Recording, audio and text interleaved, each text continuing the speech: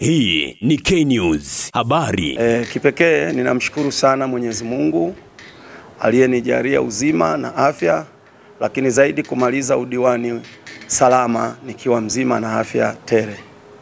Lakini pia nimwashukuru sana chama changu cha Mapinduzi kwa kuniamini na kunipa nafasi ya kupeperusha bendera mwaka 2020 na kunikabidhi ilani ya uchaguzi ya Chama cha Mapinduzi. Ninawashukuru sana. Lakini vile vile namshukuru sana Mheshimiwa mbunge Daktari Tulia Ackson, mbunge wa jimbo la Mbeya mjini, lakini pia ambaye ni spika wa bunge la Jamhuri ya Muungano wa Tanzania, lakini pia ni rais wa Umoja wa Mabunge Duniani kwa maana IPU, kwa namna alivyokuwa umeshirikiana naye mimi katika kutekeleza majukumu, hasa utekelezaji wa ilani ya Chama cha Mapinduzi kwenye kata ya Mwakibete. Lakini kipekee nimshukuru sana Rais wa Jamhuri ya Muungano wa Tanzania, mama yetu Daktari Samia Suluhu Hassan. Ni rais ambaye ni wa mfano kati ya viongozi ambao tumekuwa nao, mwenye kujali sana maendeleo na maisha na ustawi wa wananchi wake. Kwa kweli kwenye kata yangu namshukuru sana, utekelezaji wa ilani umekuwa kwa kiwango kikubwa, na nikisema saizi na wananchi wanaonisikiliza wa kata ya Mwakibete kwamba kati ya vitu tulivyoviahidi kwenye kata ya Mwakibete vimetekelezwa kwa 98%. Kwa wote hao viongozi wangu ninawashukuru, lakini naishukuru pia halmashauri ya jiji la Mbeya chini ya uongozi wa mstahiki aliyekuwa mstahiki wa jiji la Mbeya Dr. Isa Mohamed na mkurugenzi wake John Nchimbi kwa namna walivyotoa ushirikiano kwangu, lakini kwa wananchi wa kata ya Mwakibete. Lakini pia niwashukuru sana wananchi wa kata ya Mwakibete kwa ushirikiano mkubwa walioutoa, hususan mabarozi wetu ambao mara nyingi tukiwa na michango midogo walihusika moja kwa moja kukusanya mchango kwa wananchi, ambao imepelekewa kwa chachu au ufunguo wa kupata miradi wa kufungua fedha nyingi kuingia kwenye kata ya Mwakibete.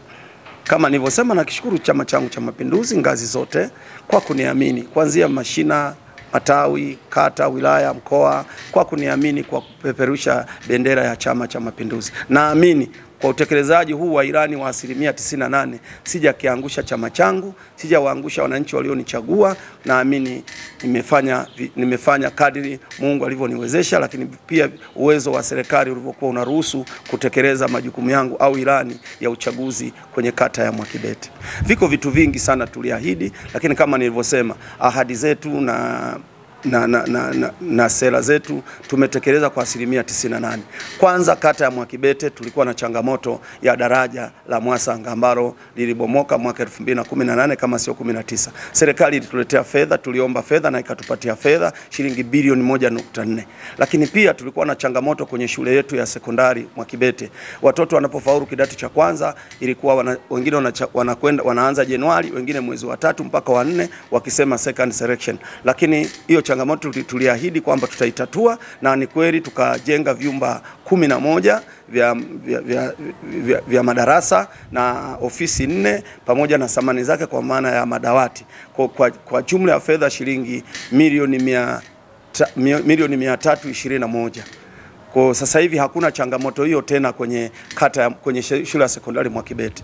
Lakini pia kulikuwa na changamoto ya wazazi na walezi shule zinapofungua, hususan kidato cha kwanza, shule ya awali na darasa la kwanza, au mtu anayehamia kwamba aje na dawati.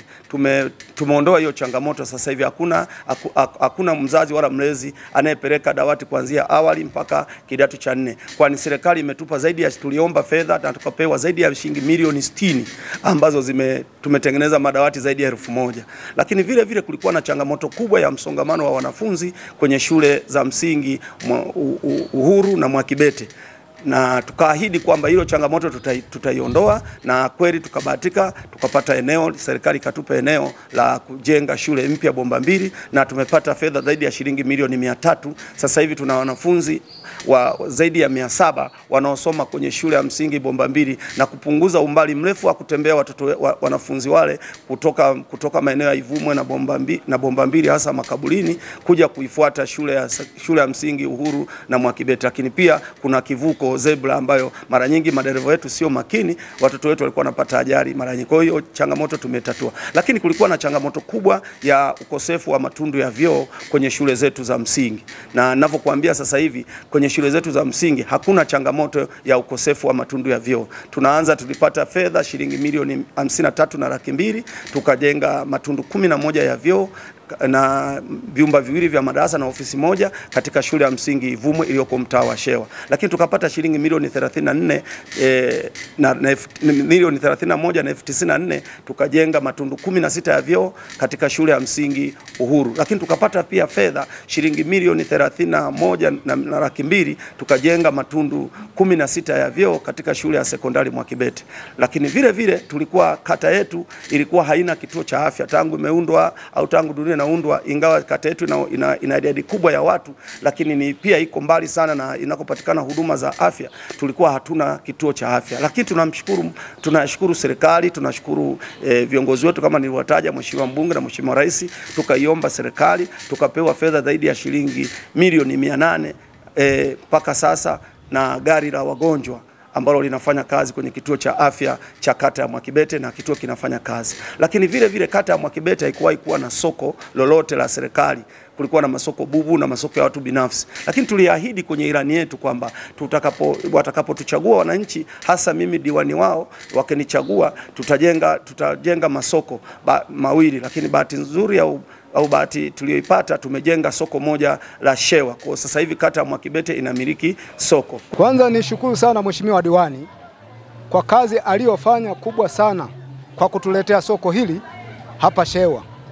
Maana huko nyuma tumepata shida sana juu ya kupata mahitaji. Sasa sisi tumshukuru Mheshimiwa Mwampiki, Mheshimiwa diwani wetu, kutuletea soko hapa.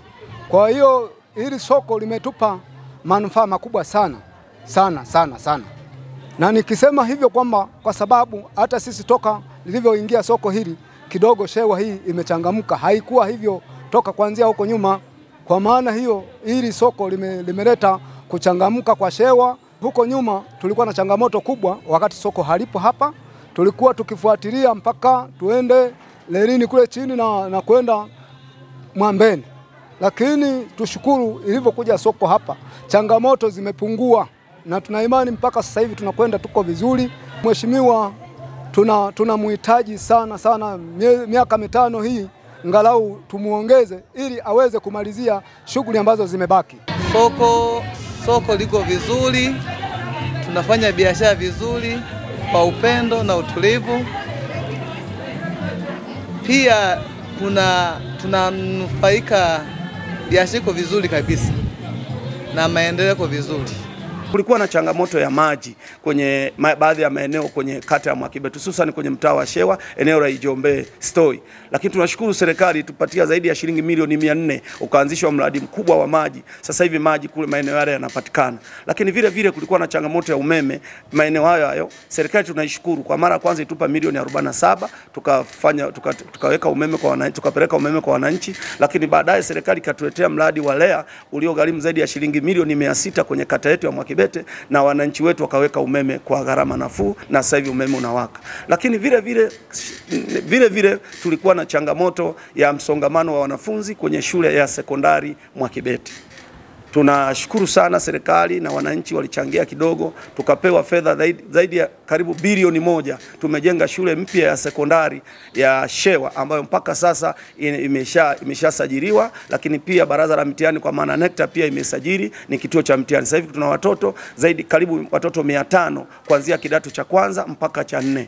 Kwa hiyo ni changamoto ambazo tumezitatua. Lakini vile vile tulikuwa na changamoto ya barabara zetu kwenye mitaa, hususan barabara kwa kiwango cha changarawe. Kwa kweli tunashukuru serikali na sisi wenyewe tuliosimamia na kuomba na kuhakikisha wananchi wetu wanapata barabara. Kwa kweli tumepata barabara zimetengenezwa, na sasa hivi maeneo mengi katika kata ya Mwakibete miundombinu ya barabara inapitika kiurahisi. Kwanza Mwenyezi Mungu akinipa kibali cha uzima na uhai, ninasema kwamba nitagombea. Lakini nategemea busara na hekima, na kama Chama cha Mapinduzi kitaona nikigombea, na hasa wanachama wapiga kura hizi za kwetu za ndani kwamba wataona ninafaa niendelee kugombea tena, nitagombea tena.